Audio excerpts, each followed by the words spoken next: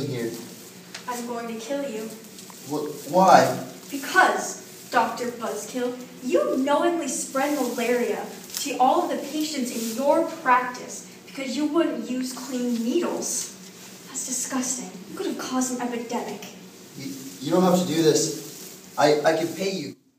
No, it doesn't work like that. I need blood.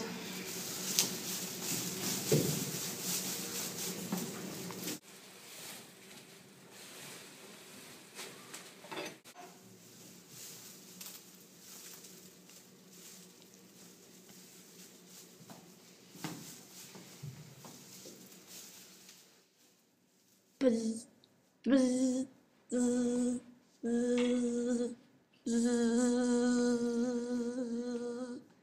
buzz.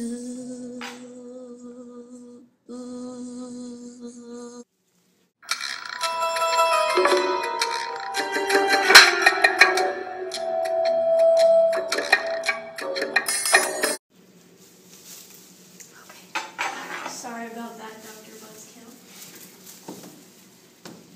Get ready to die.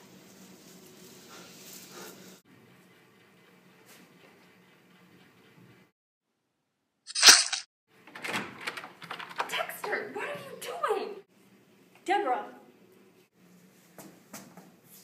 What have you done, Dexter? Deborah, what are you doing here? Did you just kill a mosquito on your arm? Yes? Did you let it bite you? Yeah. Those little carry all kinds of diseases. They do? How about you just tell me more about it over here? West Nile virus and Eastern equine encephalitis, EEE for short, are vector-borne diseases, which means they are transmitted through mosquitoes. You see, mosquitoes become infected from drinking the blood from infected birds, and then transmit the virus to humans or other mammals by drinking their blood. First, we'll talk about EEE. Once a mosquito has infected someone with Eastern equine encephalitis virus, it takes 4 to 10 days after the bite for symptoms to develop. It can cause 2 different types of illnesses that have their own set of symptoms. The first is a systemic infection. It is characterized by chills, fever, malaise, joint pain, and myalgia. The second possible outcome is EEE, and symptoms appear after a few days of systemic illness. Symptoms include fever, headache, irritability, restlessness, drowsiness, anorexia, vomiting, diarrhea, convulsions, and coma. The prognosis for systemic infection is it lasts 1 to 2 weeks, and recovery is complete when the central nervous system is not involved. However, for patients who become infected with EEE, about 1/3 of them die. Since encephalitis is a swelling of the brain, those who survive may suffer mild to severe brain damage, severe intellectual impairment, personality disorders, seizures, paralysis, and cranial nerve dysfunction. Now for West Nile virus. About 80% of people who are infected with WNV will not show any symptoms at all. About 20% of people show mild symptoms such as fever, headache, body aches, nausea, swollen lymph glands, skin rashes, and vomiting. Finally, about 1 in 150 people develop severe symptoms such as high fever, headache, neck stiffness, stupor, disorientation, coma, tremors, convulsions, muscle weakness, vision loss, numbness, and paralysis. For the 20% of people who develop mild symptoms, the prognosis is good. It generally lasts 3 to 5 days and resolves itself without becoming serious. It's often mistakenly identified as a mild flu. But for the very rare 1 in 150 people who suffer severe symptoms, it may last several weeks, and neurological effects may be permanent. Wow! Are there at least cures or some sort of treatment for these? Nope, there's no cure, which is why this can be so serious. The treatment options aren't very specific either. For severe symptoms, it's mostly just supportive treatment, such as hospitalization, respiratory support, IV fluids, and working to prevent other infections. Goodness! If I think I may have any of these symptoms, what can I expect a diagnosis to be like when I go to the doctors? After talking with your doctor and undergoing an examination, if your doctor suspects you may have either of these diseases, your doctor will take blood or spinal fluid samples and have them sent to the Maine Health and Environmental Testing Laboratory. That's very interesting. But just how common are these diseases in Maine? How concerned should I be? Well, for sure, EEE is far less of a concern than West Nile. Although there have been no cases reported in Maine of EEE, there have been 10 cases in New Hampshire and 37 in Massachusetts since 1964. Thus, it's very, very rare, and only approximately 5 in 10 cases are reported in the U.S. annually. But, despite there being no human cases of EEE in Maine, in 2001, some birds in Maine were found to be carrying EEE, and since EEE is vector-borne and transmitted from birds, it's not impossible for EEE to be transmitted to humans in Maine.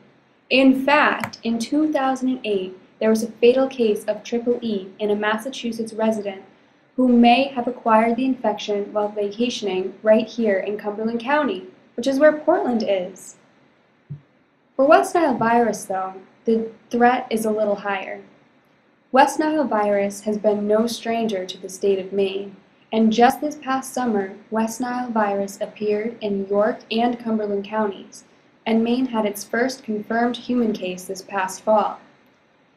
Though the man recovered and is reportedly doing well, some of his symptoms include fever, weakness, double vision, swelling of the brain, and meningitis. Moreover, in an article in the Portland Press-Herald, 2 doctors from Michigan and Mississippi, both highly experienced with West Nile virus, believed that West Nile virus may be mutating and getting more deadly. They've observed seeing more younger patients with more severe symptoms, such as encephalitis, swelling of the brain, seizures, paralysis, and the loss of the ability to talk or write. The FDA is studying West Nile as well, but have yet to reveal any conclusions. But as of right now, there's no real need to be overly alarmed. Just take the appropriate preventative measures, and chances are good that you'll be fine. Oh my! Is the state of Maine doing anything to monitor or control these diseases? They sure are. For West Nile, the Maine CDC used to just test dead birds for diseases. But once it was determined that WNV was in Maine, they switched to their current methods. For both diseases, the Maine CDC surveillance efforts now include trapping and testing adult mosquitoes, along with testing llamas, alpacas, and horses, and testing people who are sick with symptoms of EEE or WNV. The Maine CDC also collaborates with other state agencies, health professionals, and non-government groups to increase awareness and promote preventative measures. Oh, well that's great! What can I do to prevent these diseases? And what should I do if I do think I have symptoms? Well, there are no human vaccinations for either of these diseases, so the only way to prevent getting them is to not get bit by mosquitoes. But of course, living in Maine, that is not always easy to do. Some preventative measures include using bug spray, protective clothing such as long-sleeved shirts and pants, wear mosquito netting, install screens into windows and doors, eliminate standing water by draining it or changing it regularly. You should also try to avoid being outside during dawn and dusk in swampy areas or places where there is lots of standing water, since mosquitoes tend to breed there. Further, if you find a dead bird in your yard or anywhere, you should not handle it. First, call your local health department for instructions. If you or a loved one think you may have any of these symptoms, it's important to seek medical help immediately. Gosh, thanks Deb for all the information. I actually need to go to a swampy area today to finish some business. I'll be sure to be prepared and take the appropriate preventative measures. You're welcome, Dex. And why do you need to go to a swamp? Oh, just something.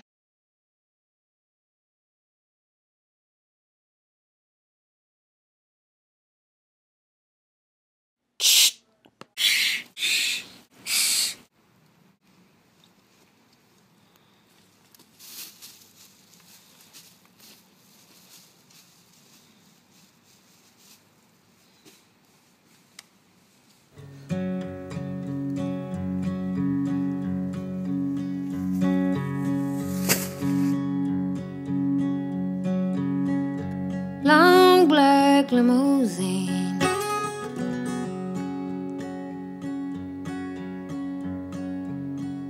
Shiniest car I've ever seen.